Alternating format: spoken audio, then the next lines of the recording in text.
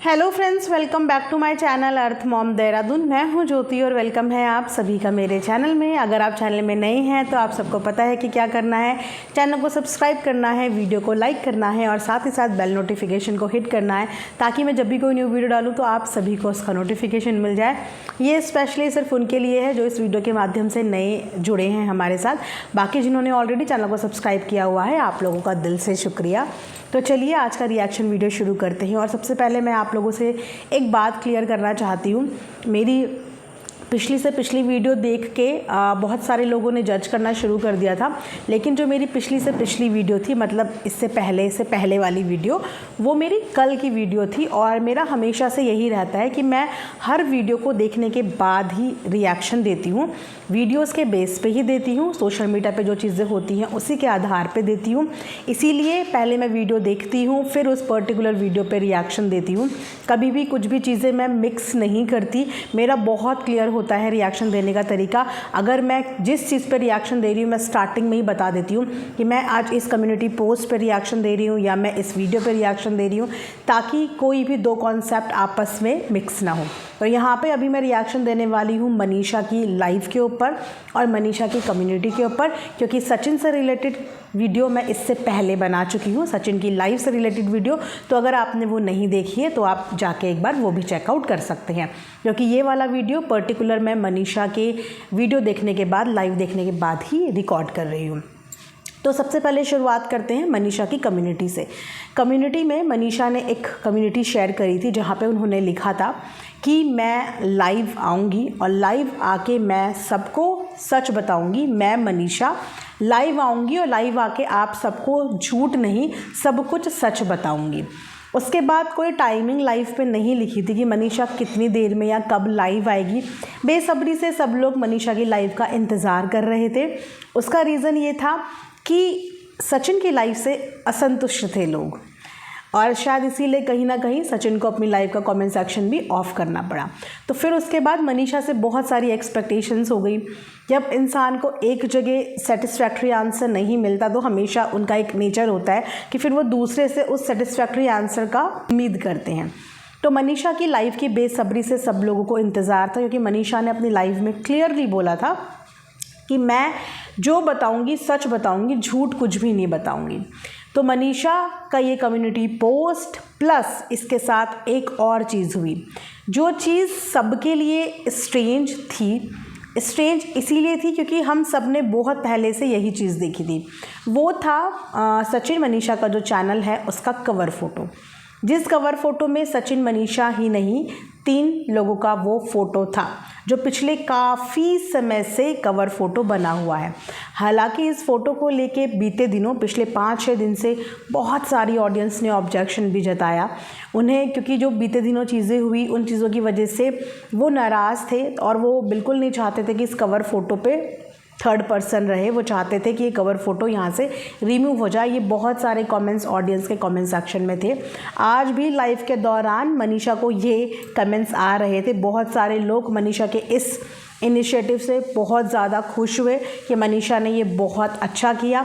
हालांकि अपनी लाइव में मनीषा ने इस चीज़ को लेकर क्लियर भी किया कि आप जैसा समझ रहे हैं वैसा कुछ भी नहीं है, बस बहुत टाइम से ये पिक्चर था तो मैंने सोचा चलो थोड़ा सा फॉर अ चेंज मैं ये कवर फ़ोटो चेंज कर देती हूँ। तो इसीलिए मैंने वो कवर फ़ोटो चेंज कर दिया। एक्चुअली प्रॉब्लम यहाँ पे कवर फ़ोटो चेंज करने में नहीं है, क्योंकि हर इंसान अपडेट करता है, अपनी प्रोफाइल अपडेट करता है, अपनी डीपी अपडेट करता है। लेकिन प्रॉब्लम सिर्फ ये हुआ कि टाइमिंग। इस समय पे ऑलरेडी सोशल मीडिया पे आप सब जानते हैं कि क्या चल रहा है। हालांकि इनकी ज़ुबान कुछ और बोले, लेकिन इनके फेस और इनकी इनर फीलिंग्स ये लोग समझते होंगे, और समझने वालों के लिए इशारा ही काफ़ी होता है। तो जिस टाइम पे ये चीज़ें हुई हैं सडनली वो थोड़ी सी ऑकवर्ड तो लगेगी, और उस पर फिर चर्चा भी होगी, उस पर फिर बात भी होगी। क्योंकि अगर ये कवर फ़ोटो चेंज करना था तो मनीषा के बर्थडे के टाइम पे सबसे अच्छा मौका था, क्योंकि उस समय पे एक बहुत अच्छा बर्थडे सेलिब्रेशन हुआ था, लेटेस्ट पिक्चर्स आई थी, तो उस समय भी चेंज हो सकता था। तो उस वक्त पे भी चेंज हो सकता था, या फिर ये थोड़ा सा मैटर ठंडा हो जाता, उसके बाद भी चेंज हो जाता। लेकिन मनीषा ने इस चीज़ की पूरी जिम्मेदारी अपने ऊपर ली है कि ये कवर फ़ोटो मनीषा ने चेंज करा है। ये उसने चेंज करा है, तो इसमें सचिन का कहीं पे भी कोई रोल नहीं है। अब यहाँ पे जब मनीषा लाइव आती है, लाइव आने के बाद मनीषा ने कुछ ही देर के बाद साफ बोल दिया कि मैं इस टॉपिक पे बात नहीं करूँगी। इस टॉपिक मतलब समझ गए ना कि किस टॉपिक पे बात नहीं करूँगी, जिस टॉपिक पे ऑलरेडी सचिन ने आके बात कर दी है। मनीषा ने साफ मना कर दिया कि मैं इस टॉपिक के बारे में बात नहीं करूँगी, लेकिन साथ ही साथ एक चीज़ उन्होंने और बोली कि मैं जब भी बात करूँगी मैं तब सच बोलूँगी, लेकिन मैं झूठ नहीं बोलूँगी। इस चीज़ को मैं अप्रिशिएट करूँगी, क्योंकि इंसान ये सोचता है कि वो कुछ भी झूठ बोल देगा और पब्लिक एक्सेप्ट कर देगी।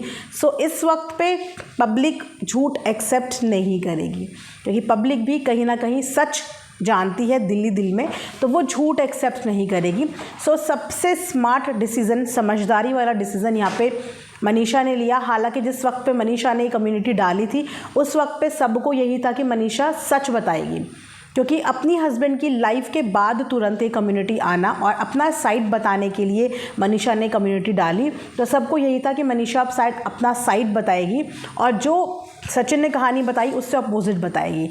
लेकिन हो सकता है कि बीच में कुछ म्यूचुअल अंडरस्टैंडिंग से कुछ बातचीत हुई हो या कुछ सेटलमेंट ऐसा हुआ हो, इसके बाद मनीषा लाइव तो आई क्योंकि उसने कमिटमेंट दिया था और अपनी इस बात का उसने मान रखा कि अगर वो बोल के गई थी कि मैं लाइव आऊँगी तो वो लाइव आई। लेकिन इस चीज़ में उसने समझदारी दिखाई कि उसने कुछ भी कहानी ऑडियंस को नहीं सुनाई, वरना वो भी चाहती तो सेम कहानी हमारे सामने सुना देती। और जिस तरीके से सचिन को सब गलत बोल रहे हैं, फिर मनीषा को भी गलत बोलते कि मनीषा ने भी झूठी कहानी सुना दी। तो उसने बहुत समझदारी वाला काम किया कि मैं बोलूँगी तो सच बोलूँगी, वरना मैं कोई भी कहानी इस टॉपिक पे कोई भी बात कुछ भी ऐसा नहीं करूँगी। अब यहाँ पे कुछ चीज़ें और मनीषा ने हिंट में बहुत क्लियरली तो नहीं बताया, लेकिन कुछ चीज़ों में थोड़ा सा उसकी बॉडी लैंग्वेज से ऐसा लग रहा था कि वो अपसेट है। और अपसेट वाली बात तो उसने खुद भी अपने मुंह से बताई कि मैं बहुत सारी चीज़ों को लेके परेशान हूँ और हमारी फैमिली बहुत सारी चीज़ों को लेके परेशान है। इस वक्त पे हमारे घर का जो माहौल है वो शायद वही लोग जान सकते हैं जिस घर पे ये सारी चीज़ें बीत रही हों या जो लोग इस चीज़ को झेल रहे हों।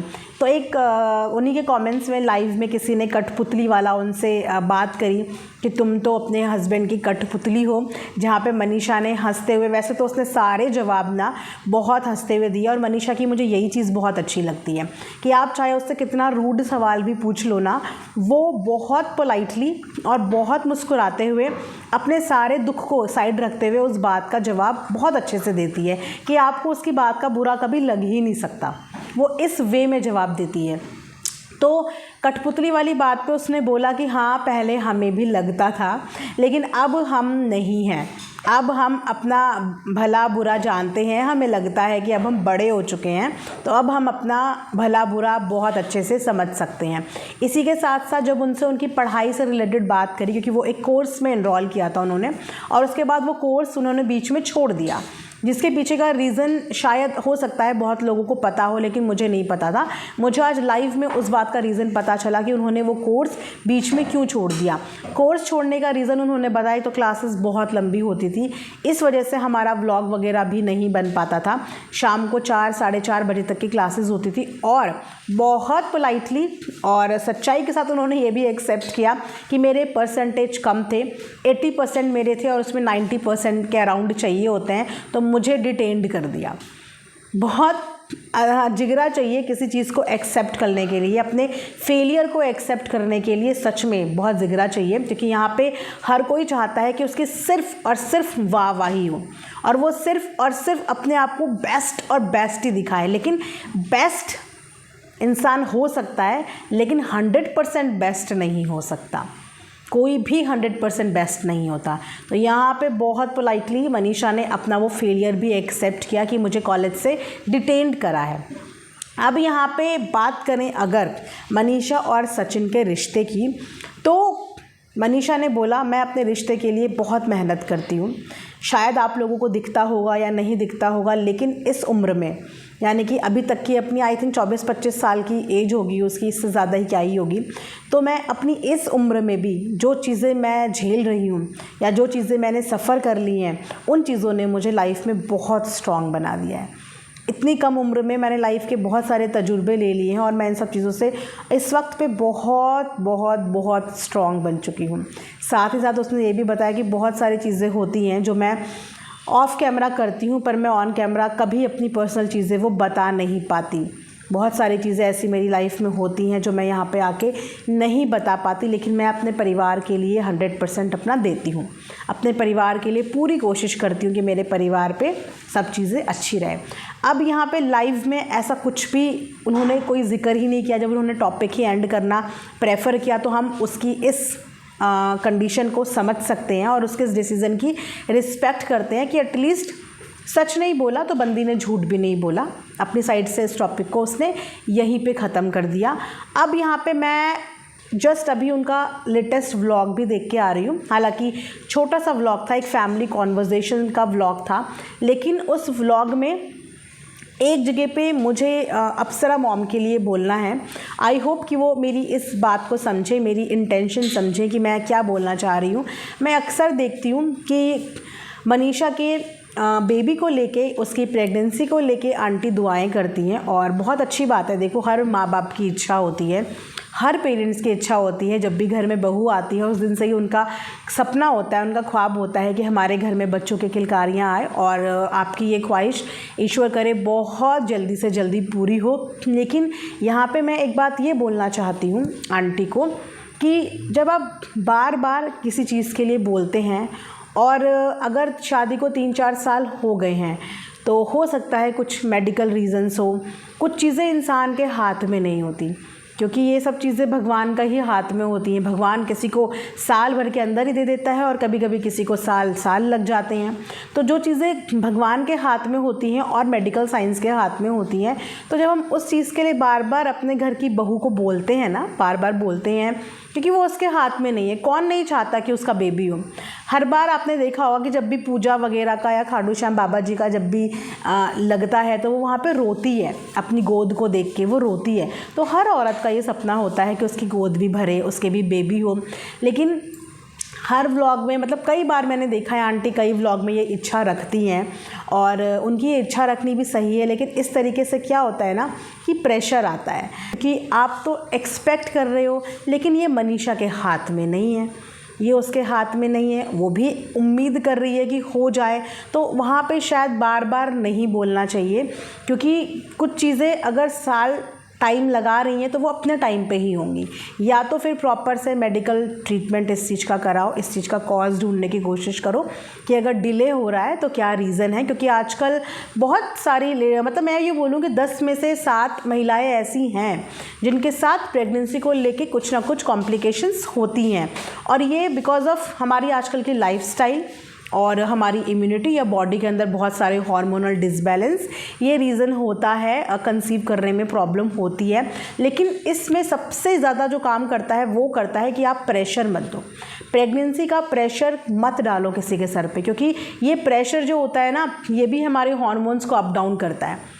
कि जब घर वालों का प्रेशर होता है, मैं ये भी समझती हूँ कि शायद उनका प्रेशर ना हो, लेकिन बार बार बोलना ना कि हम चाहते हैं कि अगले साल ऐसा हो जाए, अगले साल ऐसा हो जाए, अब बहू के हाथ में नहीं है, वो तो भगवान जी के हाथ में है या मेडिकल साइंस के हाथ में है।